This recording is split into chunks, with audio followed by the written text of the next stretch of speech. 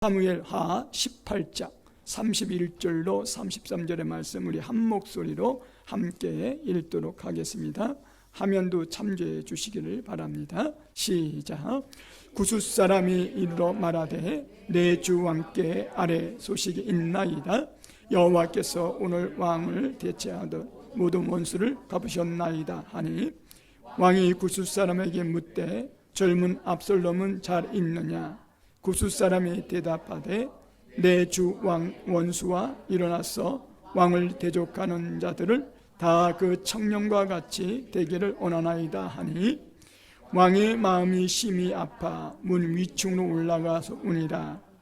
그가 올라갈 때에 말하기를 내 아들 압살롬아, 내 아들 압살롬아, 차라리 내가 너를 대신하여 죽었더라면 압살롬이 내 아들아 하였더라. 아멘. 축복합시다.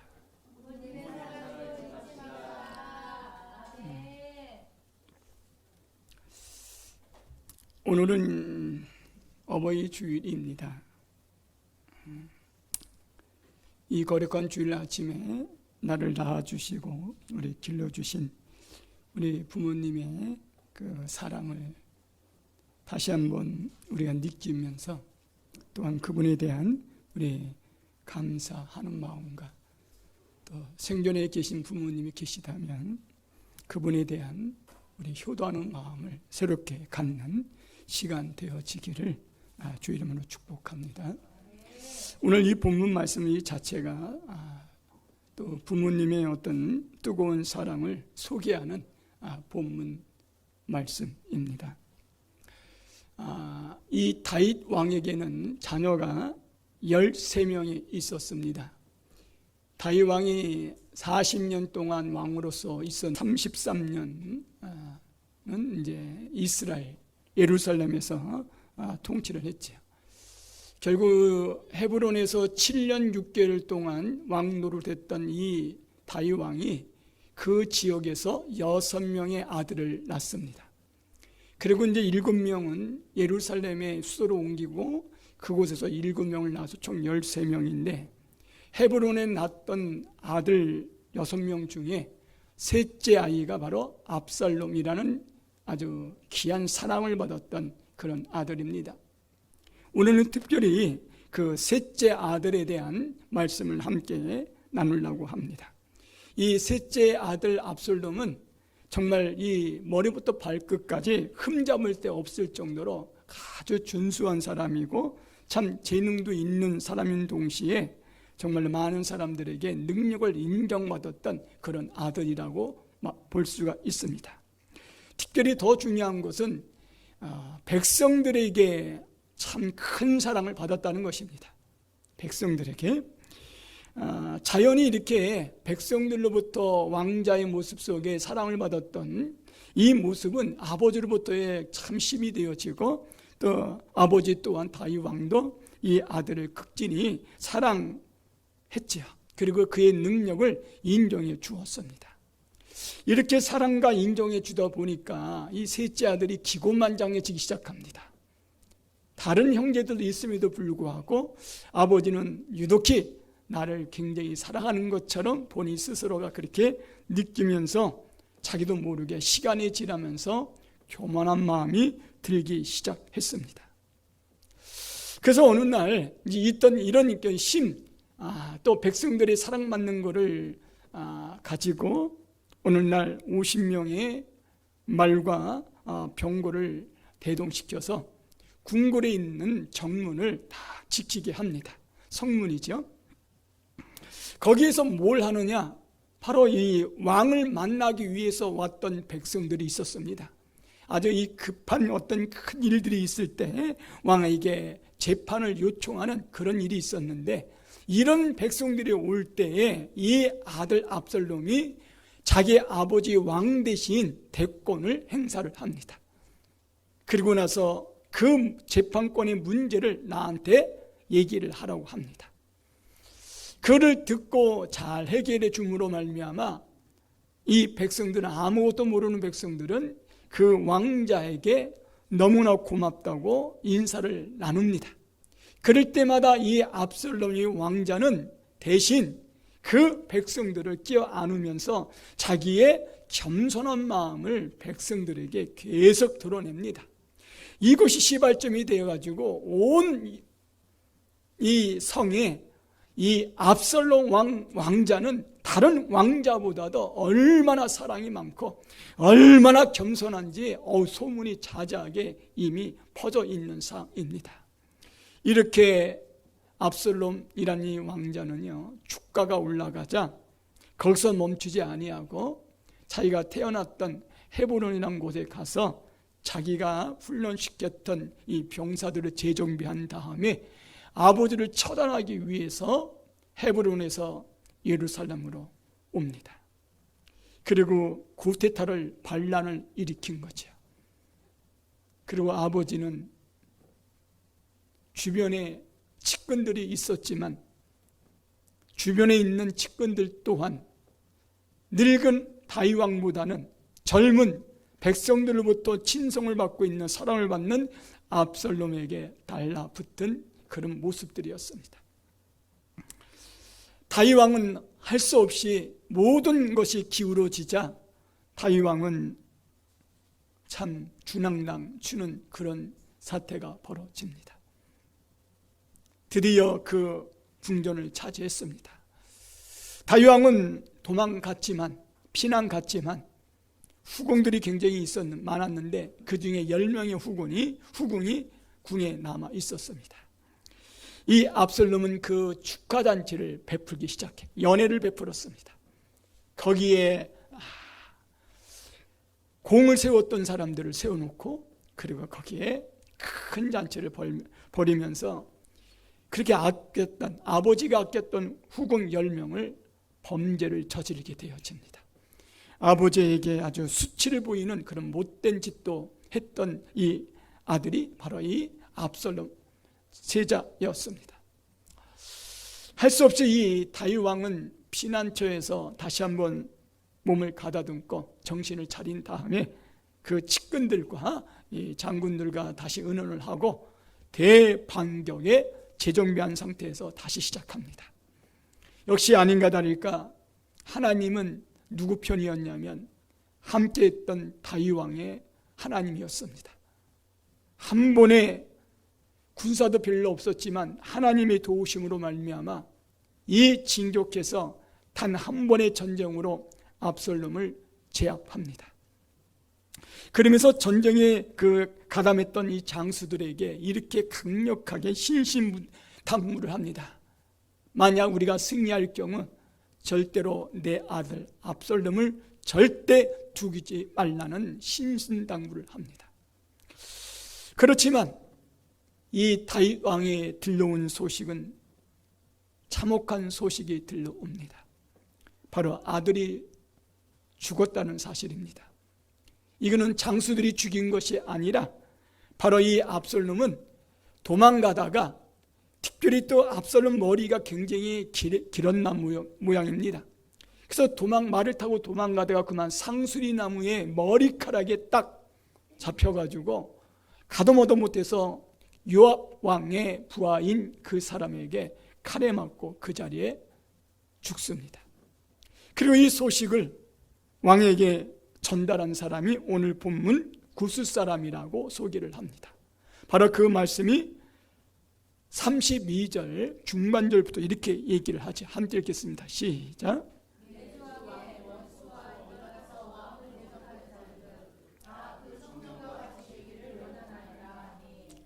그러니까 결국 이 말은 당신의 아들이 죽었다는 거죠. 비참하게 죽었다는 것을 이제 이런 표현으로 이제 성경은 얘기를 합니다. 여러분, 다윗은 그 소식을 듣고 나서 여러분 아시는 대로 내 아들아, 내 아들아 하면서 통곡을 합니다. 내가 죽어야 할 그 모습인데 네가 죽었구나. 너무나 안타까운 마음으로 압살롬을 계속 이름을 불러 봅니다. 그러나 이미 아들 압살롬은 세상을 떠난 상태였습니다. 우리는 이 본문을 통해서 여기서 뭘 볼 수 있냐면 부모의 사랑을 알 수가 있다는 것입니다. 그러면 이 본문을 통하여 어떤 사랑을 알 수 있는가? 먼저 첫 번째, 부모의 사랑은 조건 없는 사랑이라는 것입니다. 압살롬은 아버지의 사랑이나 은혜를 깨닫지 못했습니다. 그는 반역을 했습니다. 큰 실수를 범하였지요. 군대를 이끌고 아버지를 죽이려는 혈안 속에서 쳐들어왔습니다. 궁정을 점령했지요. 아버지를 이긴 그 기쁨의 잔치를 배설하고, 그리고 아버지가 사랑했던 이 궁들을 실추하는 그런 못된 행위까지 했던, 수단과 방법을 가리지 않았던 그 아들의 이 범죄 행위, 이름에도 불구하고 아들 때문에 피신까지 가야만 한 그런 사정에도 불구하고 이 다윗 왕은 아들 압살롬을 절대 죽이지 말라는 아버지의 진정한 사랑을, 조건 없는 사랑을 신하들에게 그대로 표현한 그런 모습이라고 볼 수 있죠. 아니, 부모를 쳐 죽이려고 그 왕권을 쟁탈하기 위해서 못된 짓을 했던 그 아들, 셋째 아들 압살롬에게 이렇게 조건 없는 사랑을 베푼 것을 우리가 볼 수가 있습니다. 그 다윗 왕의 심령의 마음속에서 토솔하는 그 모습을 보면 알 수가 있습니다. 왕이 가로되 소년 압살롬이 잘 있느냐라고 29절에 이미 앞절에서 아버지는 이미 말을 하고 있어요. 그러니까 오직 하나, 어떤 전쟁의 승패가 중요한 것이 아니라 내 아들, 주범자인 내 아들이 살아있느냐, 생사에 가는 것이 가장 관건이었습니다. 웬만한 사람들은 그러지 못할 수 있어요. 우리나라 조선 500년 보면 그런 왕자들이 그런 쿠데타를 일으키고 있을 때 여러분 뭐 가만히 있습니까? 그렇지 않아요. 그냥 다 족족 다 죽이죠. 본인만 죽이는 게 아니라 그 가문을 씨를 말을 정도로 찾아내서 다 죽이지요. 이게 정치입니다. 그럼 그 당시의 정치는 뭐 그런 거 아니겠습니까? 그런 거였어요. 근데 특별히 다윗 왕은 달랐어요. 하나님을 너무나 사랑한 사람이고 하나님의 마음에 합한 사람이었기 때문에, 하나님을 경외하고 하나님을 들어오는 사람을 알았기 때문에 아무리 수단과 방법을 가리지 아니하고 아버지를 쳐 죽이는데 혈안을 했다 할지라도, 쿠데타를 일으켰다 할지라도 자식의 행동은 죽을 만한 그런 행동이었지만 아버지는 그 행동 자체를 보지 아니하고 아들 그 자체를 보았다는 사실입니다.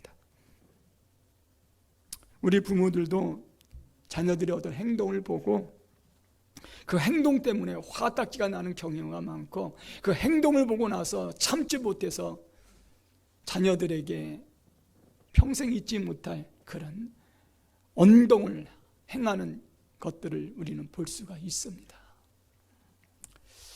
사랑하는 교회 여러분, 부디 원합니다. 오늘 이 본문을 통하여 우리가 한 가지 볼 것은, 우리 인간의 마음 가지고는 저렇게 압살롬이 쿠데타를 일으켰던 그 사건, 범죄는 이거는 용서할 수 없는 그런 사건이죠. 그런데 이 다윗 왕이 어찌하여 그렇게 용서를 할 수 있는 무조건적 사랑을 그 아들에게 베풀 수 있었냐면 딱 한 가지였습니다. 하나님이 자기를 너무 사랑하고 계셨다는 사실을 그 다윗 왕은 알았기 때문에 아무리 원수똥이라 할지라도 나를 죽이기 위해서 반역을 했던 그 행위 자체를 보았을 때는 쳐 죽일 만한 그런 이유가 되지만, 하나님 너무 사랑한 나머지 나 또한 하나님의 사랑을 아들 그에게 무조건적으로 주기를 원했다는 거죠. 그러면 사랑하는 교회 여러분, 아들이 저질렀던 그 반역의 그 모습을 보지 않았고, 후궁을 범죄했던 그 자체를 보지 않았고, 자기를 쳐 죽이기 위해서 군대를 이끌고 추격했던 그 자체를 보지 않고, 이 다윗 왕은 오직 하나, 내 아들이란 사실을 주님의 이름으로 보았기 때문에 그 아들을 무조건적 사랑으로 대할 수 있었다는 사실입니다. 말씀의 본문에 의한 의도는 다윗 왕이 하나님을 너무 사랑한 나머지 그 원수 덩어리가 되었던 아들마저도 조건 없이 사랑했다는 그 마음, 우리 자녀들이 또 우리 부모들이 잊지 않기를 주 이름으로 축복합니다. 두 번째는 이 말씀을 보면서 또 한 가지의 우리가 알 사랑은 바로 희생적 사랑이라는 것입니다. 압살롬의 죽은 사건은 다윗을 따르는 신하들에게는 분명한 굿뉴스, 기쁜 소식이었을 것입니다. 왜냐하면 보통 사람들이 봤을 때는 이거는 당연지사 나의 왕 다윗 왕에게 이 기쁜 소식을 전하는 사람이 누구냐에 따라서 어떤 큰 기회를 엿볼 수 있는, 기회를 잡을 수 있는, 공을 세울 수 있는 그런 기회이기 때문에 그 현안 속에서 굿뉴스를 전하고자 하는 이 병사들 또는 장수들의 이 모습들을 볼 수가 있습니다. 서로 앞다투어 다윗 왕에게 전하는 그런 모습들은 엿볼 수 있는데, 왜냐하면 이제 피난길이 끝났습니다. 그리고 이제 전쟁과 죽음의 위험으로부터 이미 종결되었습니다. 이 종료된 이 놀라운 굿뉴스를 빠른 시간 내에 지금 왕이신 다윗 왕에게 소식을 전한다는 것은 바로 굿뉴스라고 볼 수 있기 때문에 이 뉴스를 전하고 싶었던 것이지요. 그러나 이 소식을 들고 왔던 구스 사람이 왕에게 전합니다. 근데 이 전했던 이 굿뉴스가 사실은 굿뉴스가 되지 않습니다. 33절에 뭐라고 말씀하시냐면 이렇게 말씀합니다. 시작.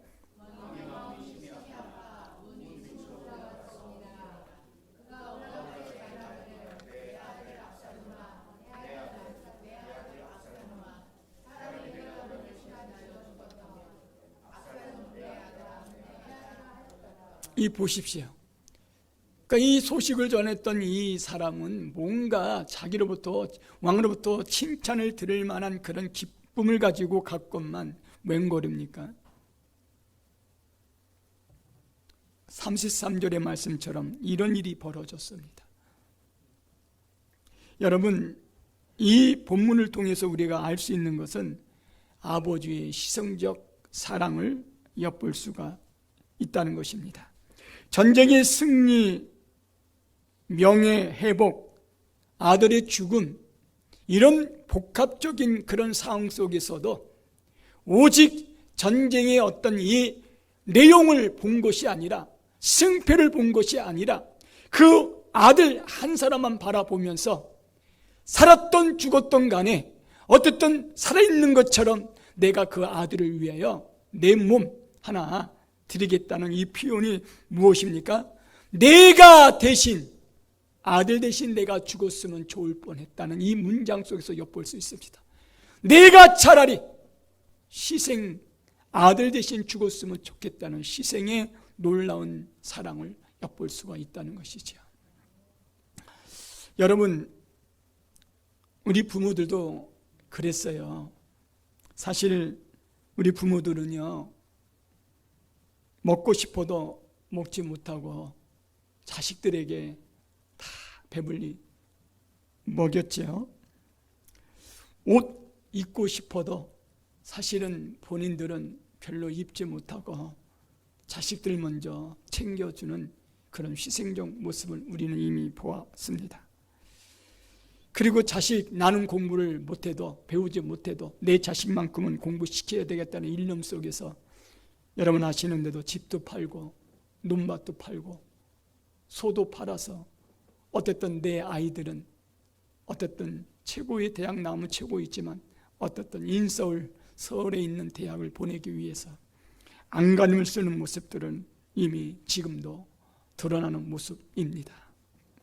이만큼 우리 부모들은요, 자식들을 위해서 하고 싶은 거 제대로 못하고 자식들이 그 뒷바라지하기 위해서 모든 시간과 몸과 헌신을 드렸던, 희생했던 그런 모습은 우리가 잊지 말아야 합니다.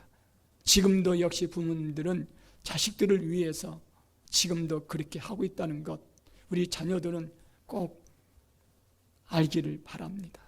근데 요즘 자녀들이 얼마나 이기주의인지 그런 거 별로 잘 몰라요. 알아도 밖으로 표현도 못해요. 오직 자기 이익만을 위한 행동들을 언행을 일삼는 오늘의 현실 속에 참 안타까운 것을 우리가 볼 수가 있습니다. 우리가 왜 이렇게 희생적인 부모의 사랑을 다시 한번 알아야 하느냐는 것이에요. 바로 하나님이 명령하셨기 때문에 그렇습니다. 하나님이 말씀하셨기 때문에 우리는 그렇게 살할 수밖에 없다는 사실입니다. 여러분 2002년도에 이 영화 아십니까? 공공의 적이라고 내가 한번 이것도 예를 한번 든 적이 있는데, 여러분 저는 이 영화를 직접 본 게 아니라 명절 때 이런 영화들 해주는 거 봅니다. 근데 이거 벌써 몇 번 봤어요. 저도 공공의 적이라고. 근데 이 첫 번째 나왔던 공공의 적이 그렇게 재미있었어요. 그 다음 후속에 나온 1, 2, 3 나오는 거는 별로 재미없는데 이 첫 번째 나왔던 공공의 적이 그렇게 기억에 오래 남습니다. 두 번째, 세 번째는 기억도 별로 없어요. 왜 기억에 남느냐? 이것 때문에 기억이 남습니다. 이 아들 하나 외아들이 있었는데 이 외아들이 아버지의 재산을 노리기 시작합니다. 그리고 이 재산을 탐하기 위해서 그만 부모를 죽이는 사건입니다. 근데 이 부모를 아버지 먼저 죽인 다음에 그 다음에 이제 어머니를 죽입니다. 근데 이제 이 아버지는 뭐 한 번 찔린 게 아니라 몇 번 많이 찔러댔고, 이제 어머니도 한 번 찔리는 게 아니라 몇 번 찔러대다가 그만 실수라는 바람에 손톱 하나가 칼에 의해서 부러지게 되었습니다. 그런데 이 엄마는 이 부러진 것이 눈앞에 보이는 순간에 이 저질렀던 아들의 범죄 행위를 감추기 위해서 그 칼에 맞았던 이 모습을 뒷전하고 손을 간신히 피면서 그 손톱이 또 눈에 들어와서 봐가지고 입으로 생깁니다. 근데 이게 그냥 밑으로까지 내려갔으면 좋을 뻔했는데 누워서 그거를 삼키다 보니까 그만 목에 딱 걸리고 그만 죽게 되어집니다. 이 범인을 잡기 위해서 이 설경구라는 이 배우가 아무리 증거를 찾는데도 증거가 보이지 않습니다. 그러다가 시신을 이제 부검하는 이 과정에서 그만 어머니의 목구멍 속에 손톱 하나 있는 것을 발견하게 되어집니다. 그리고 손톱을 통해서 범인이 누군가를 찾아내는 내용이 공공의 적 1 전체의 스토리입니다. 여러분들에게 이 스토리를 제가 말씀을 드렸습니다. 왜냐하면 죽으면서까지도 아들의 범죄 행위를 엄마가 감춰주기 위해서, 증거를 없애기 위해서 그 엄마가 죽는 순간에도 그 손톱을 자기가 삼켰다는 어머니의 희생적 사랑이 거기서 엿볼 수 있었기 때문에 말씀을 드립니다. 산호교회 여러분, 또 우리 자녀들 여러분, 우리가 다시 한번 조건 없는 그런 희생과 사랑을 잊지 않았으면 좋겠습니다.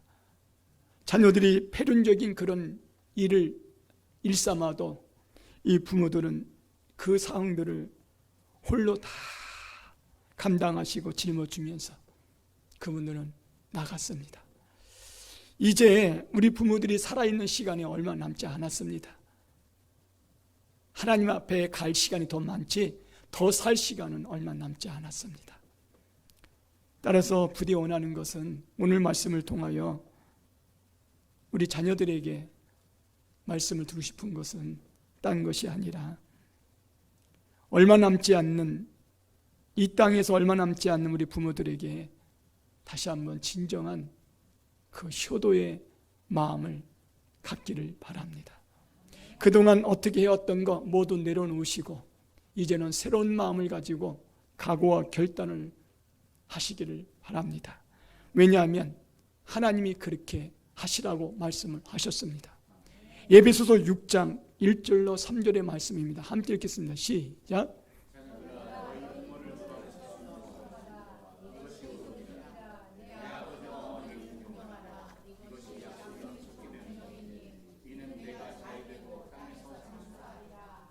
아멘. 이 말씀이 10계명 중에 1계명부터 4계명까지는 하나님에 대한 계명이고 5계명부터 10계명까지는 인간에 대한 계명인데 그 중에 인간의 계명 중에 첫 번째 나오는 것이 바로 5계명, 내 부모를 공경하라는 것입니다. 이만큼 부모를 공경하고 효도하는 것은 의무 때문에 하는 것이 아니라 바로 당연히 해야 할 그런 모습이라는 것입니다. 그런데 놀라운 사실은 다른 말씀들은 명령을 하셨는데 이 부모를 공경하라는 이 말은 지키라는 이 말로 번역될 수 있는데 바로 지키라고 말씀을 합니다. 명령령보다는 하나님께서 내 부모에 대한 공경에 대한 순종에 대한 복종에 대한 것을 지키도록 하나님이 말씀하셨다는 것입니다. 바로 이것이 하나님의 유일한 계명 언약의 말씀이기 때문에 우리는 부모에게 싫은 마음이 있다 할지라도 할 마음이 생기지 않아더라도 여러분 하나님을 존중하고 하나님을 믿고 있는 자녀라면 또한 부모이면서 살아계신 부모가 계시다면 여러분 주님 때문에 하나님의 명령인 동시에 하나님이 주신 언약의 말씀이기 때문에 이거를 저와 여러분이 지키시기를 주 이름으로 축복합니다. 그러면 뭐라고 그랬습니까? 왜 지켜야 하는가?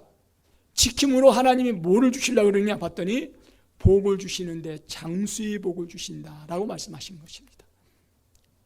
이렇게 효도하는 이 부모의 말씀에 순종하는 그들에게 하나님이 장수의 복을 주신답니다. 이 예화를 하나 드리고 마치겠습니다. 우리나라의 초대교회, 우리 옛날에 그런 초대교회 모습이죠. 우리나라 한국에 현풍 박씨의 가문 중에 믿는 며느리가 그 집안에 들어왔습니다. 근데 이 집안은 너무나 가난했습니다. 농사 짓는 집안이어서 오늘날 이 남편이 이제 산에 나무하러 가게 되었습니다. 그러니 며느리는 이제 다른 집에 품앗이 하기 위해서 품앗이 하고 이제 집에 돌아왔습니다. 그런데 집으로 돌아와 보니 시어머니가 안방에서 3살짜리 손자의 목을 타고 앉아 있는 모습을 발견했습니다. 놀란 이 며느리가 시부모에게 물었습니다. 어머니, 무엇을 하고 계십니까? 애미야, 내가 마침 닭고기가 먹고 싶었던 차에 수탉이 이 방에 들어와 있지 않겠니? 그래서 내가 지금 수탉을 잡고 있는 중이란다 라고 얘기했답니다. 그만 며느리가 깜짝 놀라서 어머니 제가 찾겠습니다 라고 얘기하고 어머니를 밀쳤습니다. 그리고 이 며느리는 그 아이를 보는 순간 이미 아이는 푹 처져 있는 상태라 죽은 지가 벌써 꽤 된 상태였습니다. 이 엄마의 며느리는 그 아이를 안고 얼마나 울었는지, 그리고 그 아이를 잘 눕힌 다음에 이 며느리는 부엌에 가서 진짜로 어머님이 먹고 싶었던 수탉 한 마리를 잡고 털을 뜯고 있었습니다.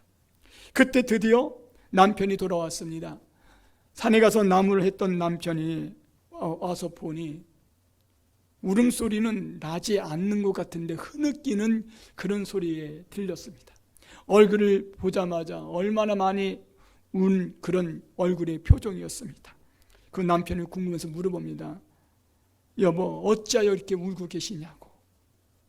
그랬더니 이 아내가 얘기합니다. 여보, 내가 이거 다 잡은 다음에 어머니 차려드린 다음에 내가 자초지종을 말씀드릴게요 하라고 얘기를 합니다. 그리고 어머님이 먹고 싶었던 그 수탉을 잘 요리해서 어머님의 대접을 했답니다. 그리고 그 자초지종을 남편에게 얘기를 했습니다. 그랬더니 남편이 이렇게 얘기를 합니다.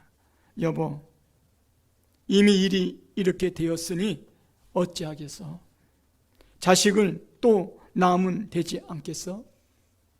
그런데 당신은 이런 형편에도 놀라지 않고 망령들었던, 치매 걸렸던 그 어머니를 위하여 이렇게 지극정성으로 수탉을 잡아 그 어머니 대접하는 모습을 보니 내가 도저히 있을 수가 없어. 왜냐하면 이 가정은 불교 가정이기 때문에 믿는 며느리였지만은 절대 교회 간 적도 없고, 그 대신 며느리를 교회 가도 몰래 숨어서 다녔다는 상황이었습니다. 근데 그 감동을 먹었던 남편이 당신이 소원인 내가 교회를 가겠어. 그리고 치매 걸린 어머니까지 모시고 교회를 갔다는 그런 예화입니다.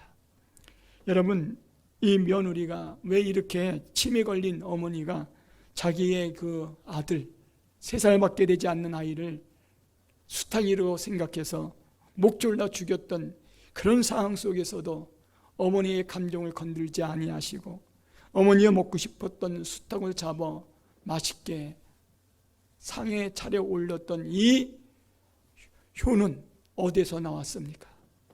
바로 주님이 믿는 자녀이기 때문에, 주님이 부모를 공경하라는 말씀을 알았기 때문에 이 며느리는 내 자식은 죽었지만 살아계시는 치매 걸린 이 부모를 위해서 지극정성으로 수탉을 잡아서 올렸다는 것, 여러분 잊지 않았으면 좋겠습니다.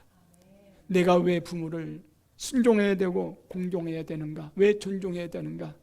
아무리 못 배워도, 거동이 불편하고 생각이 짧다 할지라도, 무엇인가 실수했다 할지라도 우리 자녀들은 하나님의 말씀에 입각해서 절대로 부모를 노하게 하지 않는, 그리고 더 나아가서 부모에게 이런 희생과 사랑을 베푸는 그런 효자, 효녀의 자녀들이 되시기를 주의 이름으로 축복합니다.